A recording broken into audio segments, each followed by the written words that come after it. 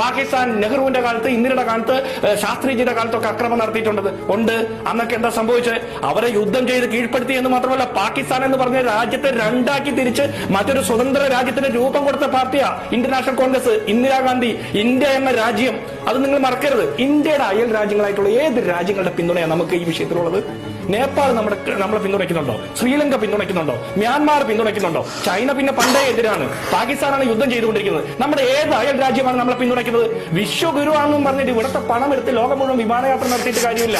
നയതന്ത്രം എന്ന് പറഞ്ഞാൽ അതൊരു കഴിവും കൂടിയാണ്, അതൊരു സ്റ്റേറ്റ്മാൻഷിപ്പിന്റെ ഭാഗം കൂടിയാണ്. അത് ഈ രാജ്യത്തെ ആളുകളെ വർഗീയമായിട്ട് ഭിന്നിപ്പിക്കുന്നതിലൂടെ കിട്ടുന്നതിലല്ല, അത് കുറച്ച് വേറെ കുറെ പഠനങ്ങളും കൂടി വേണ്ടതാണ്. ഇനി താങ്കൾ പറഞ്ഞു കോൺഗ്രസ് ഭരിച്ചപ്പോൾ അക്രമം നടന്നു. കാർഗിൽ യുദ്ധം നടന്ന എപ്പോഴാ?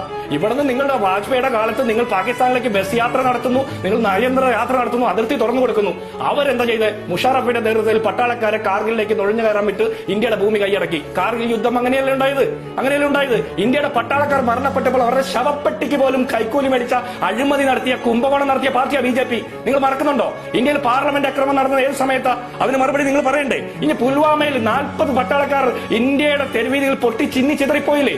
2,500 പട്ടാളക്കാരെ സെക്യൂരിറ്റി പോലും കൊടുക്കാതെ റോഡ് മാർഗം കൊണ്ടുവന്നപ്പോ അതിനെതിരെ പട്ടാള മേധാവികൾ പോലും അഭിപ്രായം പറഞ്ഞിട്ട് നിങ്ങൾ അത് വിശ്വാസത്തിലെടുക്കാതെ വിമാനമാർഗം കൊണ്ടുപോകാതെ അവരെ ബലി കൊടുത്ത് രാഷ്ട്രീയ തെരഞ്ഞെടുപ്പ് വിജയത്തിന് വേണ്ടിയിട്ട് ഉപയോഗിച്ച ആളുകളെ